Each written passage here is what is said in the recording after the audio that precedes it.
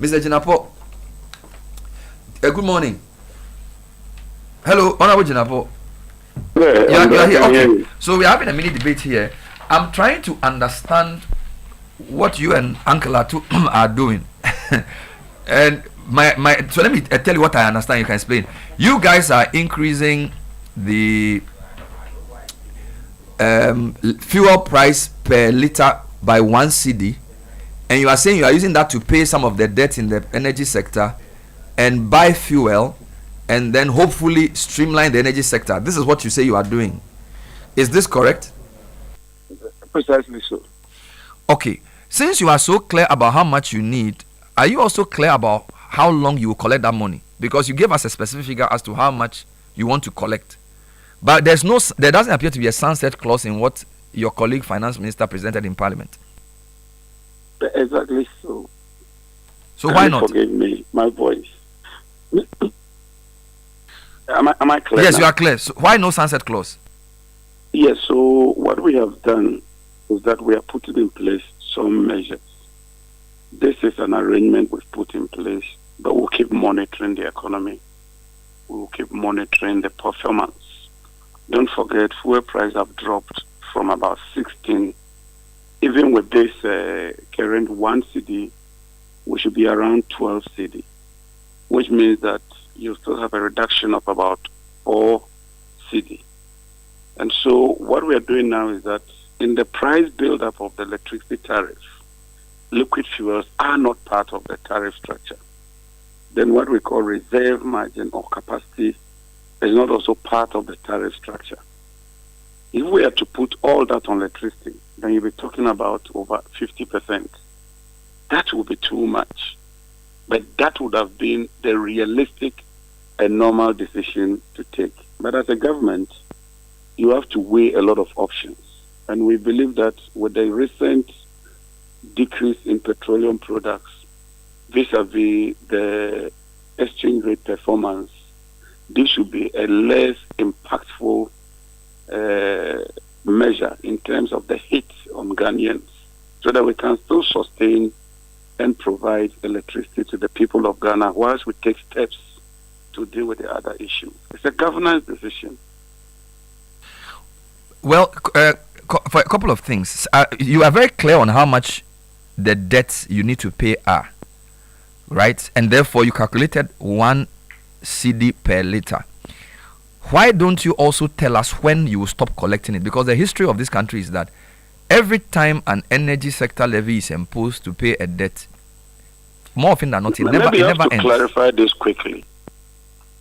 This amount, if you look at the object, clearly, we talk about the debt, where we are, and how unsustainable the debt is. But when you look at the real object, is to help us procure critical fuels, i.e., liquid fuels. And we give the bill of the liquid fuel to be about 1.2 billion.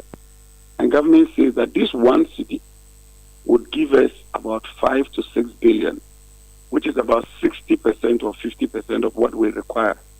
And so even with this 1 CD, the finance minister would have to still help us to get some additional money to buy liquid fuels. And so this amount does not necessarily deal with the debt, but to help us procure liquid fuels.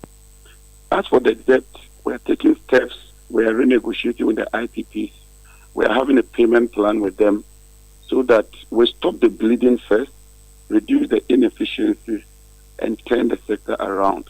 But now we have an immediate challenge, which is how to get liquid fuels in order to continue to sustain the power. So this money effectively helps us to buy liquid fuel. But in the statement, the finance minister, he also said some of it was going to clear existing debt, correct? That is the whole levy. Because don't forget that there was a levy before this 1 CD. And because of the liquid fuels, the existing levy does not help us now to clear the debt. So if we get this to help us with liquid fuel, then part of that levy, which is the existing levy, would help us to clear the debt.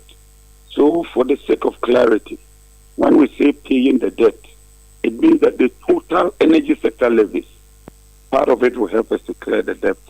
But this 1 cedi specifically helps us to buy liquid fuels, whilst we take steps to increase gas. And we're increasing gas from Nigeria, increasing gas from ENI, increasing gas from Jubilee, and I've just granted approval for the LNG project to continue with alacrity, so that as we reduce the burden on liquid fuel, we can take a second look at all the tax regime. Fair enough. And we'll be transparent with There's people. a view that some of the debt accumulated is because the cost per kilowatt hour that the power producers are selling power to us is too high.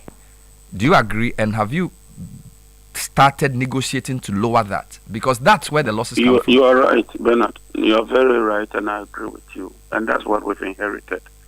So we've constituted a committee to re-engage all these IPPs. The previous government did some work, but we believe that we can push it further. And so we've sent communication to most of the IPPs that we are in this together.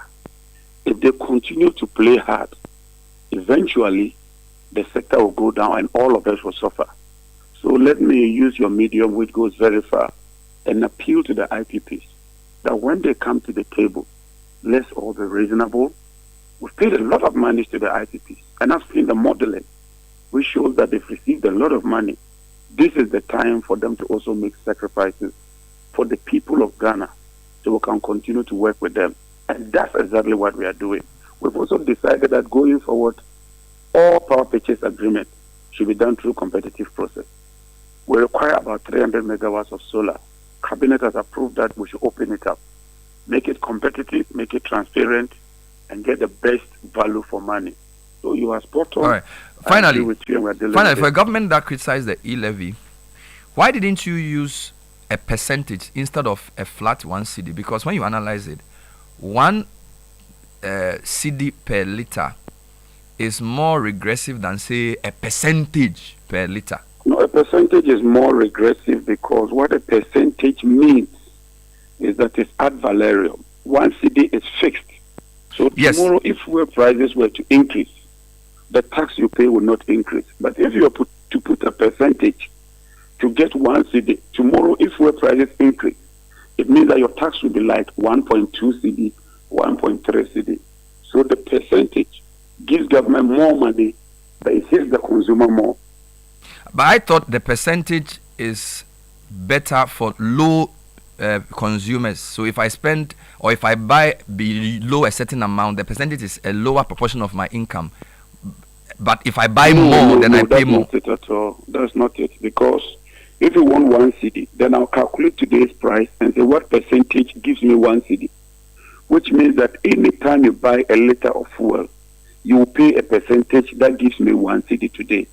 But tomorrow, if the price were to increase from, say, 12 to 15, and you still keep that same percentage, it will be an incremental value. So, okay, of course, the percentage is on the price. But I thought because of the currency appreciation, you were expecting prices to remain constant. So my view is about the constant price. Your assumption is that the price can go up because you don't expect necessarily the strength of the currency to continue? Is that what you're saying? No, the price is not determined by only the currency, world market price, insurance, and other factors. And if you check the MPA, the price build-up, you will see. But all I'm trying to say is that we believe that a fixed price is better, so that tomorrow, assuming prices were to change, you will still be paying just the 1 cedi. If you think a percentage is good, we can engage. I mean, knowledge does not reside in only one person. I'll be willing to engage you.